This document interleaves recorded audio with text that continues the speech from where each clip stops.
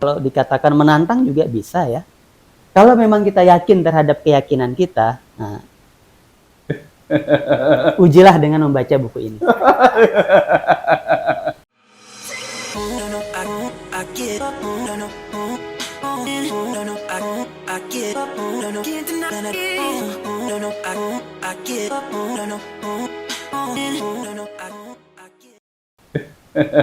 Ujilah dengan membaca buku ini. Tetapi kalau saudara belum yakin, jangan coba-coba. Ya itu. Sementara dari saya seperti itu. Mantap, luar biasa ya. Oke. Masih menarik di poin pembahasan bab awal ini ya. Kita coba gali lagi ya ke Bung Ganendra kembali. Ya. Oke. Dari apa yang disampaikan oleh Bung Abdi terkait dengan bab pertama ini. Jadi pernyataan Dawkins dalam buku ini terkait dengan keberadaan Tuhan itu sendiri, beliau sepakat dan menyatakan bahwa ada korelasi antara Tuhan yang diperkenalkan oleh para nabi dan rasul dengan Tuhan yang diperkenalkan oleh Dawkins secara empiris tadi. Ya. Ke Bung Ganendra, kalau memang ada korelasi antara Tuhan yang diperkenalkan oleh para nabi dan rasul Allah dengan para ilmuwan memperkenalkan Tuhan secara empiris, artinya kan telah terjadi degradasi ini pemahaman orang akan keberadaan Tuhan itu sendiri yang hanya hari ini menurut orang agama berkuasa di langit. Orang agama cenderung sekuler, gitu kan, sehingga acuh tak acuh terhadap kehidupan ini, gitu. Ya. Nah, sebenarnya bagaimana sih Tuhan yang diperkenalkan oleh para nabi dan rasul itu sendiri, Bung? Ya. Silakan, Bung Ya. Ganendra. Oke. Sebenarnya dalam diskusi ini ada dua hal yang mau saya kritisi. Definisi atau persepsi tentang Tuhan itu sendiri. Jangan-jangan kata Tuhan ini adalah jadi-jadian. Ya. Itu probabilitasnya ya, kemungkinannya ya. Karena setiap kata, setiap narasi, setiap diksi itu tentunya kan kita harus uji. Bahkan kalau kita membaca buku ini, tadi yang sudah dikatakan, ya, kalau kita tidak siap mempersoalkan past event kita ya, artinya kejadian-kejadian keimanan kita yang sudah kita ini A gitu kan, artinya yang sudah A, tatkala bertentangan dengan apa yang sudah kita yakini dengan kita baca buku ini, maka akan berbenturan tentunya ya. Akan terjadi benturan. Kalau kita tidak siap, ya tadi jangan baca. Ya. Terkait dengan Tuhan, persepsi tentang Tuhan, saya menarik bahwa apa betul sih kata Tuhan itu ada gitu. Nah, kalau menurut sejarahnya, ya, nama-nama Tuhan itu banyak ya. Kalau di dalam kitab Perjanjian Lama itu ada namanya Elohim, ada namanya Yahweh, ada yang namanya El. Banyak penyebutan nama-nama Tuhan. Nah, sedangkan Tuhan sendiri itu menurut ini bisa dibaca bukunya Remi Silado ya. Tuhan itu asal katanya dari kata Tuan. Ada juga dari pendeta Belanda ya, peneliti Belanda yang bernama Leitzeker ya, yang mengubah kata Tuan ini menjadi Lord ya, menjadi Tuhan, dikasih imbuhan H. Kalau dulu itu utang, sekarang jadi hutang. Tuan jadi Tuhan. Dengan imbuhan H ini, yang tadinya Tuan menjadi Tuhan, maka secara langsung, secara tidak langsung maupun secara langsung, kita akan menempatkan Tuan yang tadinya hidup, yang menjadi pusat pengabdian kita, yang menjadi pusat peribadahan kita, yang tadinya meliputi langit dan bumi akan beralih kepada langit. Karena Tuhan itu perspektifnya akan menjadi disembah, tidak lagi ditaati atau diibadati. Jadi ada semacam penyempitan makna. Itu dari konsep tentang Tuhan sendiri ya. Kita harus baca buku sejarah tentang Tuhan ini. Dan asal kata daripada Tuhan itu sendiri. Kalau memang Tuhan itu asal katanya dari kata Tuhan, maka kita sebagai makhluk ini adalah sebagai hamba. Ya. Kalau bahasa ini ya kita sebagai makhluk perlu khuluk kepada kholik.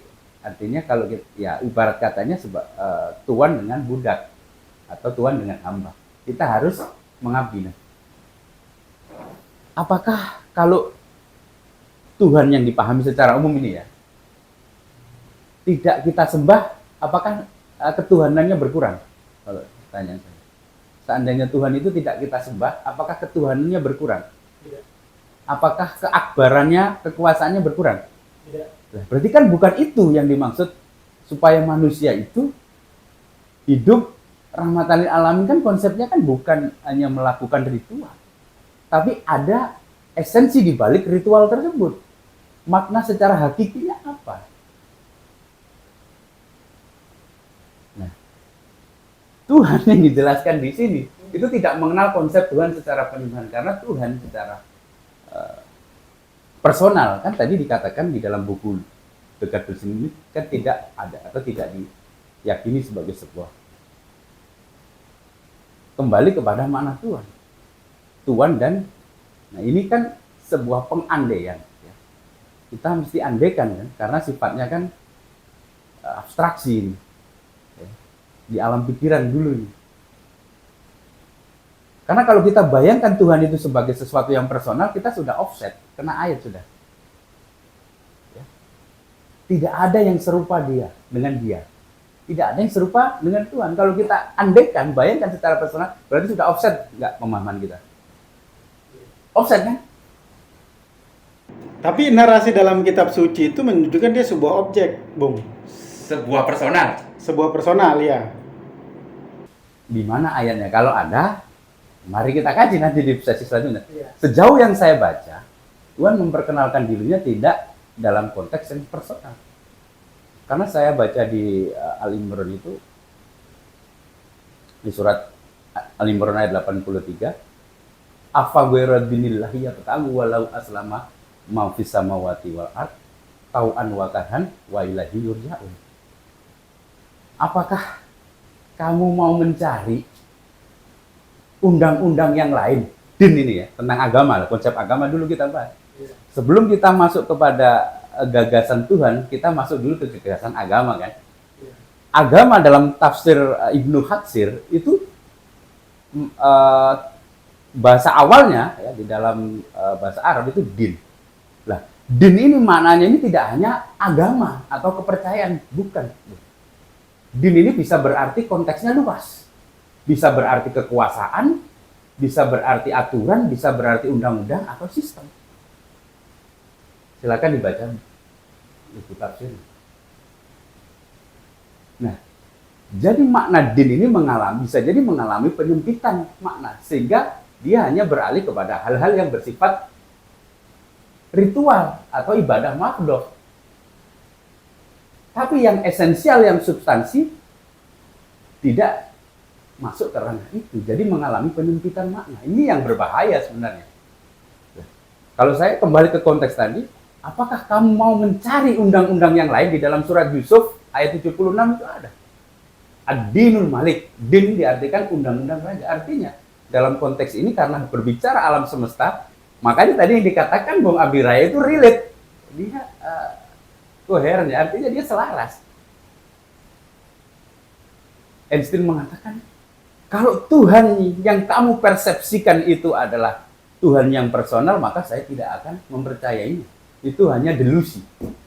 Tetapi manakala persepsi tentang Tuhan itu adalah undang-undang yang ada di alam, tentang hukum alam, maka sudah barang tentu saya akan beriman. Di tengah keteraturan yang terjadi di alam semesta. Karena Einstein bilang, oh wow. Tapi Einstein tidak membayangkan Tuhan yang personal di dalam. seperti itu. Jadi gini maksud saya Ya, Bung tadi, kenapa gimana? saya menyampaikan bahwa dalil dari Kitabiah seolah-olah ingin mengatakan bahwa Tuhan itu personal gitu. Ambil contoh dalam sebuah firman, Tuhan mengatakan, aku tidak menciptakan jin dan manusia melainkan untuk mengabdi kepadaku. Ya, Kata aku itu kan menunjukkan identitas personal itu. ya, Nah gitu. Dalam definisi yang luas mungkin kita berbicara makrosistem ini ya. ya merupakan cerminan dari keberadaan Tuhan itu sendiri. Tapi kata aku itu menunjukkan keberadaan atau eksistensi dia secara personal. Wa ma khalaqtul jinna wal insa illa liya'budun. Kata akunya, Ya, akunya. akunya. Iya, oke. Saya jelaskan. Mau tanyakan seperti itu kan? Ya. Maksudnya sharing sedikit ya. Oke. Ya, ini menarik ya. Apa korelasinya tentang beribadah dengan tadi yang saya sampaikan tadi? Ini kan aku tidak menciptakan. Nah, kita membayangkan tentang aku ini sendiri itu apa dulu? Iya. Bayangan persepsi kita, asumsi kita tentang aku ini yang bagaimana coba? Kalau menurut Bung Rakai bagaimana? Saya tanya itu dulu. Kalau Sebelum- dengan dalil seperti itu kita akan terbayang bahwa keberadaan Tuhan itu secara personal pada akhirnya. Lah ya kan? personal yang bagaimana? Saya tanya dulu. Yang seperti manusia kah? Atau yang bagaimana? Itu dulu kan? Coba bayangan Anda tanya dulu.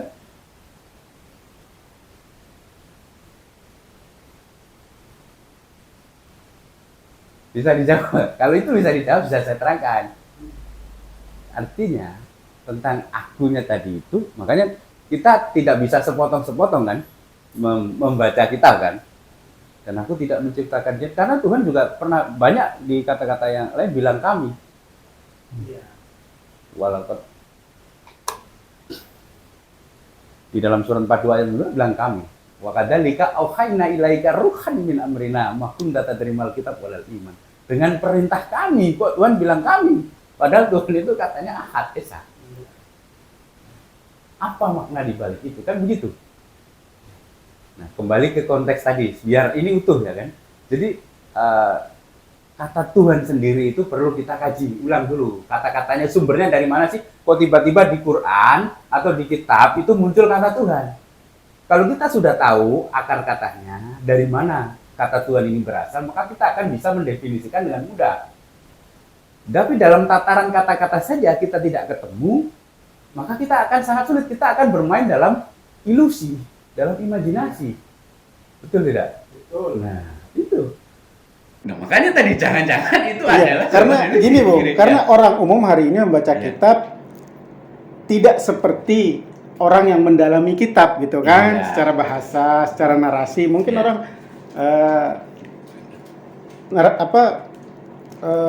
literasinya terbatas Iya. gitu kan, Bung. Benar. Jadi kenapa saya katakan seperti itu? Karena podcast kita ini kan audiensnya nih umum ini. Yes. Umum. Jadi mungkin bisa diberikan Sudut pandang. dari berani mikir terkait hal itu. Iya. Karena orang umum akan membaca hari ini jika itu landasannya adalah kitabiah, personifikasi kata aku itu personal larinya, membayangkannya orang di Iya. luar sana gitu. Simbolisasinya personal. Simbolisasi personal begitu Iya. kan. Itu ya sudah terjawab tadi oleh Bung Ganendra. Oke. Tadi belum kelar sebenarnya supaya ini nyambung dengan tadi buku ini nyambung sebenarnya. Iya. Ya, oke ya. Saya jelaskan ini supaya utuh ini tidak kepotong. Apa ghairadini layat walau aslama ma fis samawati fil ardi. Apakah kamu mau mencari din yang lain, undang-undang yang lain daripada undang-undang Allah? Padahal apa yang ada di langit dan di bumi itu sudah aslama. Sudah tunduk dan patuh terhadap ketetapan sebenarnya, terhadap hukum alam itu, tau'an wakaran, dengan suka maupun terpaksa. Bagaimana alam semesta, bagaimana matahari, planet-planet itu bergerak pada garis orbitnya, garis edarnya. Berarti kan ada hukum dasar. Ada hukum alam yang mengaturnya.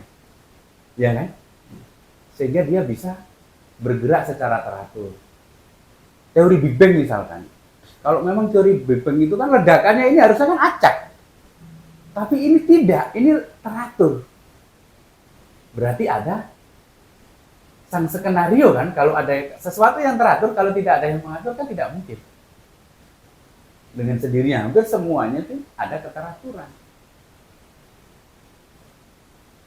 Nah, disitulah tadi peranan tadi hukum undang-undang tadi yang dari alam semesta yang relate dengan tadi itu. Tentang mabadi salasa tadi itu. Bahwa segala apa yang ada di langit dan di bumi, di alam semesta ini sudah bekerja berdasarkan prinsip undang-undang alam. Sebenarnya maunya yang sejauh yang saya baca, maunya kitab suci sebenarnya manusia ini disuruh selaras dengan alam.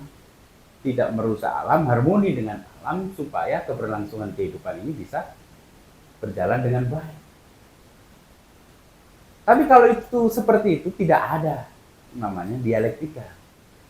Ada waktunya malam, ada waktunya siang. Jadi kita harus paham posisi nih hari ini. Jadi konteks din tadi itu, konteks agama ya, dalam bahasa Arabnya ad-din tadi itu yang harus kita bedah dulu.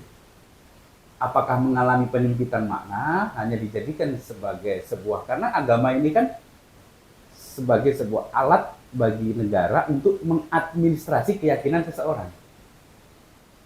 Bisa saya memahaminya bahwa orang-orang di pedalaman jauh lebih religius, jauh lebih tunduk dan patuh terhadap hukum alam, artinya jauh lebih Islam daripada orang yang beragama Islam tapi tidak mengerti azas-azas ketunduk patuhan itu, begitu. Betul ya kan? Betul. Nah, itu konsep dasarnya itu, konsep besarnya itu dulu kan yang harus kita pahami. Jadi makna tentang Tuhan sendiri itu apa dan agama sendiri, sehingga kita bisa memaknainya, bisa mempersepsikannya secara benar. Kalau dari sisi kata dan definisi saja kita sudah salah, maka akan berakibat pada seterusnya kesalahan-kesalahan yang selanjutnya. Kita akan fallacies di situ. Karena bangunan premisnya di awal sudah salah secara konsepnya. Kalau harmoni alam ini yang menjadi rujukan hukum alam ini, maka keteraturan manusia. Maka di dalam kitab suci itu ada diciptakan dalam 6 masa. Ya. Kehidupan ini ada 6. Itu di dalam yang pertama asap, ya, dukor. Dunia ini sebagian besar ini ruang kosong, ya, ruang hampa, ya. Kekosongan lah ya, seperti kita bayangkan seperti asap atau kabut atau kekosongan. Setelah itu sang pencipta menciptakan bumi yang mati, planet yang mati. Hampir sebagian besar yang ada di semesta ini planet mati, sebagian besar. Perlu kita uji kan asumsinya ya. Tapi secara penelitian kan memang ada tingkatan-tingkatannya. Setelah itu, setelah planet mati diciptakanlah ada air baru sebagai unsur kehidupan. Setelah air baru ada tumbuhan, hewan dan manusia. Nah, manusia ini sebagai ciptaan yang paripurna yang diharapkan bisa memanage seluruh kondisi ideal yang tadi itu. Karena dari kondisi kosong ini ya, ruang hampa ini atau yang sesungguhnya yang kita lihat kosong ini kan tidak kosong, hanya saja resolusi mata kita terbatas. Kalau kita zoom in sampai pembesaran 1 juta kali, maka tidak ada ruang kosong lagi kan. Ya kan? Sebenarnya untuk memanage supaya terjadi balance, supaya terjadi keseimbangan. Seperti itu kalau menurut. Jadi perlu kita kaji kembali tentang tadi makna perspektif benar. Jangan sampai kalau saya melihat film PT itu wrong number. Ya, kalau dalam istilah filsafat itu fallacies. Jadi nggak nyambung, salah sambung. Kita serius banget ya pembahasannya, sementara ini kita bahas adalah ilusi gitu. Realita kan. Nah, inilah perlunya pengetahuan. Ya, jadi piranti kita ini kan ada pendengaran, penglihatan, dan piranti akal pikiran ini, ya, yang tadi Bung katakan sebagai empirisme tadi itu, ya, kan? Yang bisa kita indrawi. Tapi kan setelah empiris kan naik level, kita harus masuk ke ranah pikiran kan, masuk akal enggak kan begitu. Kalau sesuatu yang nggak masuk akal kita cari tahu. Bisa jadi sesuatu yang belum masuk akal hari ini menurut kita, itu pengetahuan kita yang terbatas, ya. Pikiran kita yang belum masuk, bukan keadaannya yang belum masuk. Contoh gini, kalau kita hari ini ngomong-ngomong sendiri pakai sarana telepon, ya kan, dengan alat, kalau kita hidup di 500 tahun yang lalu pada zaman kerajaan Majapahit misalkan, kita dianggap orang gila. Iya nggak? Iya. Ya.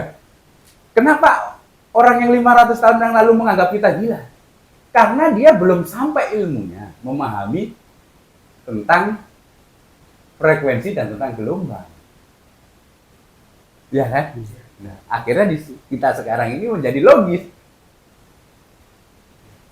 Barangkali suatu saat, ya, dengan adanya perkembangan teknologi, sesuatu yang belum logis hari ini akan menjadi logis. Bukan keadaannya yang nggak masuk akal, tapi pikiran kita yang belum nyampe. Nah, begitu kira-kira. Nah, segala sesuatu itu saya rasa pada term itu kita berpikirnya, pada konteks itu kita berpikir. Seperti itu. Oke, kita lanjut ya ke Bung Abdi.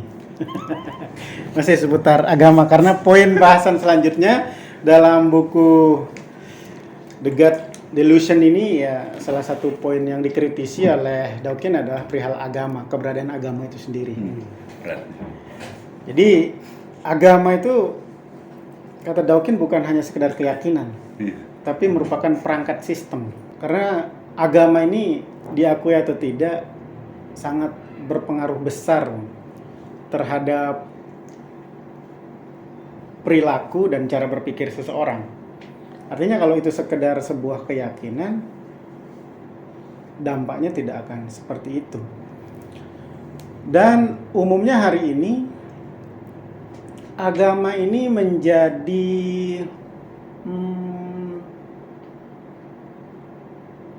dalil untuk membenarkan, ya, tindakan kekerasan ataupun pelecehan seksual dan lain sebagainya. Itu bisa kita akses informasinya bebas itu di luar.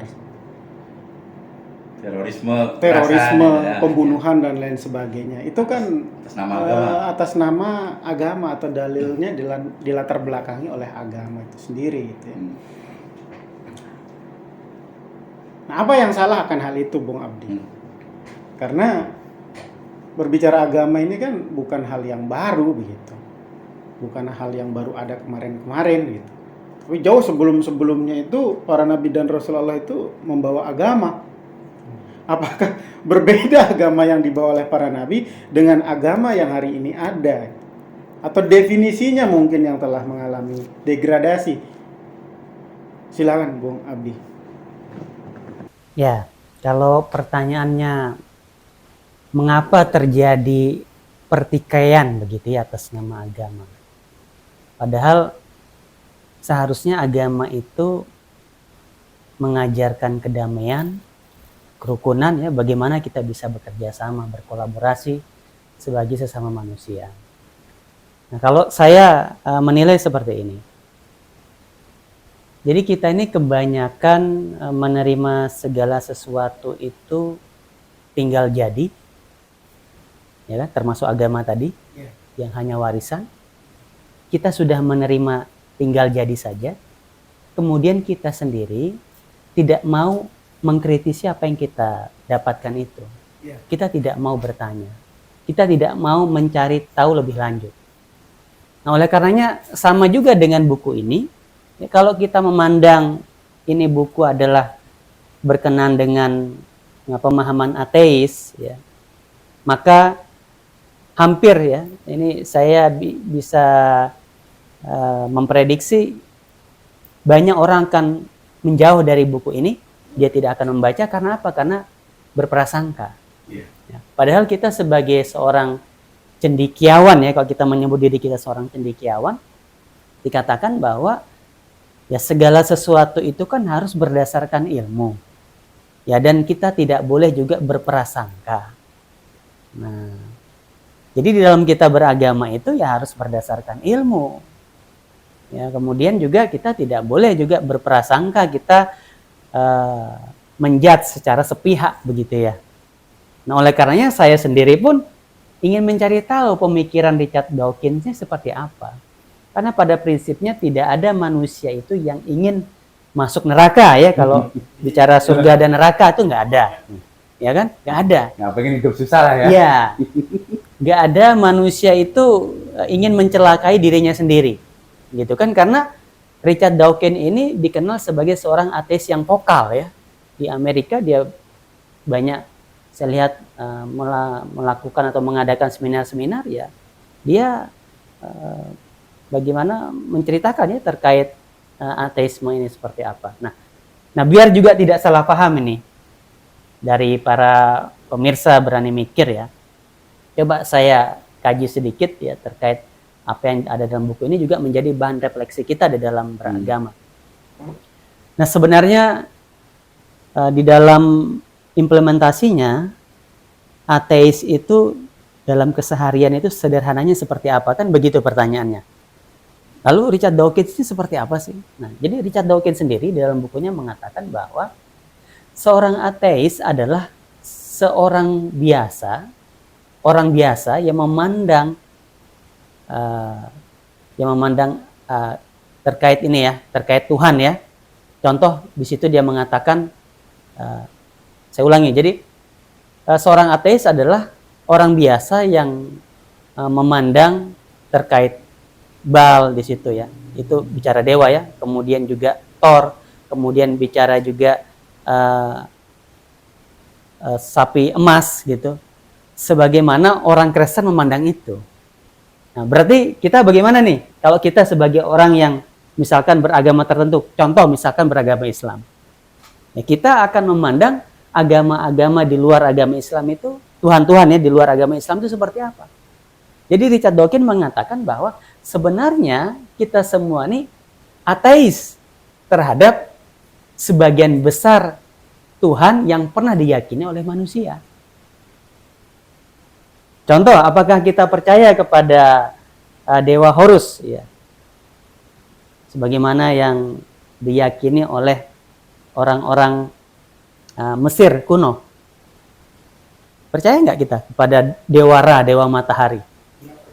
Pasti nggak percaya. Berarti kita ateis terhadap salah satu Tuhan tadi. Salah satu Tuhan salah tadi. Satu nama Tuhan. Nah, gitu. Ya, atau misalkan pemahaman daripada agama Nordik gitu ya, dia meyakini Thor tadi, kemudian Dewa Odin. Nah, kita mungkin di Indonesia agak asing kan mendengar hal itu. Nah, kita juga ateis terhadap sebagian besar Tuhan yang pernah diyakini oleh manusia. Jadi ateis itu kita tidak percaya, bukan tidak percaya kepada Sang Pencipta, tapi tidak percaya kepada Tuhan-Tuhan yang pernah diyakini oleh sebagian besar manusia. Kita hanya menyisakan atau meninggalkan satu Tuhan untuk kita yakini pada akhirnya, kan gitu. Jadi kalau bicara secara peristilahan, ya bisa jadi kita dikatakan juga ateis gitu kan, terhadap Tuhan-Tuhan yang saya sebutkan tadi. Nah, itu pemahamannya nih yang disampaikan oleh Richard Dawkins. Itu yang pertama. Kemudian yang kedua, kalau kita baca di bab-bab awal, ini Richard Dawkins itu dia membahas terkait agama Einsteinian. Nah, jadi dia memudahkan begitu saja. Apakah Einstein itu beragama? Ya sebenarnya kan itu agak susah juga kita minta klarifikasi kepada Einstein ya, tapi dia untuk memudahkan ya, intinya agama Einsteinian gitu. Nah, seperti apa itu pemahaman Einsteinian? Karena Richard Dawkins ini dia mengamini apa yang menjadi ide atau gagasan terkait Tuhan itu ya daripada Einstein. Nah, jadi Einstein itu dalam buku ini ya ditulis begini. Jadi dia, ya Einstein ini sangat terpesona terhadap hukum-hukum yang ada di alam semesta. Nah, jadi dia terpesona. Kemudian ketika melihat alam semesta, itu membuat dia semakin yakin bahwa alam ini adalah, kalau diistilahkan itu, Grand Unified System. Adalah sebuah sistem besar yang terpadu. Nah, jadi dia membaca alam semesta ini adalah sebuah sistem. Nah, adapun Tuhan dengan alam semesta itu adalah sebagai satu kesatuan yang tidak terpisahkan. Nah, oleh karenanya setiap unit yang ada di alam semesta itu adalah manifestasi daripada keilahian. Manifestasi daripada ilahi itu sendiri. Nah, mungkin bisa para sahabat di sini sudah bisa mencerna ya arah pemikiran terkait Tuhan itu yang difahami oleh Richard Dawkins dan Einstein. Nah, dan Einstein sendiri ini ternyata merujuk kepada filsafat Spinoza. Nah, dia sangat mengagumi daripada filsafat Spinoza. Di mana di situ Spinoza sendiri mengatakan bahwa Tuhan itu adalah keharmonian yang ada pada alam. Nah, harmonisasi yang ada pada alam. Nah, jadi kalau kita bicara harmoni ini kan bicara tadi yang disampaikan ya. Ini kan bicara sebuah aturan, bicara sebuah hukum, bicara sebuah perundang-undangan. Karena sesuatu yang teratur, yang harmonis, itu pasti ada yang mengatur. Ada yang mendesain. Ya, ada sebuah intervensi di situ. Berarti kan bukan berarti Einstein tidak mengakui adanya Sang Pencipta, tidak. Cuma memang dalam perspektif yang berbeda, ya, bukan Tuhan yang personal. Nah, kenapa dia menolak daripada Tuhan-Tuhan tradisional theism itu? Karena rata-rata agama-agama kuno itu menggambarkan Tuhan itu sebagai Tuhan yang personal. Padahal Einstein ingin mengatakan Tuhan itu begitu maha besar, tetapi kenapa hanya digambarkan seperti personal ya? Contoh seperti dulu pemahaman orang-orang Yunani kuno, bagaimana mereka yakin terhadap dewa Zeus, ya kan Zeus turun. Jadi secara personal. Nah, seperti itu, dan dewa-dewa yang lain. Ya, mungkin kepercayaan seperti di Zoroaster ya, kepercayaan Zoroaster, dewa Ahura Mazda begitu. Ya, kemudian dan lain sebagainya. Nah, kita yang hidup di zaman modern ini kan menjadi refleksi bagi kita. Apakah Tuhan di dalam tradisional theism itu kita masih yakini, kita masih bawa dalam kehidupan modern saat ini? Karena memang begitulah kehidupan agama tradisional di zaman dulu seperti itu. Menggambarkan Tuhan itu secara personal. Gitu. Dan tadi ya nyambung kepada bagaimana berkenan Einstein itu dia merujuk daripada filsafat Spinoza di situ. Jadi Spinoza itu menyampaikan terkait konsep ketuhanan itu yang diistilahkan dengan pantheism ya, pantheisme monistik.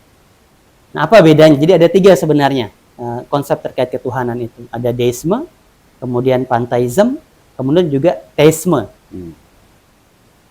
Nah, kalau deisme ini, kalau saya membahasakan, jadi pemahamannya adalah memang Tuhan menciptakan alam semesta, kemudian alam semesta ini berjalan ya sesuai dengan hukum, aturan, sebuah sistem, tetapi Tuhan ini terpisah dengan alam semesta. Alam semesta berjalan di ruang lain, berjalan sendiri, tidak ada kontak, tidak perlu ada kontak dengan Tuhan. Tidak terlibat dengan urusan manusia. Iya. Jadi ibaratnya saya sudah buat HP, HP-nya canggih, udah saya tinggal aja tuh HP. Saya tidak ada kontak lagi, tidak ada turut campur. Itu pemahaman deisme.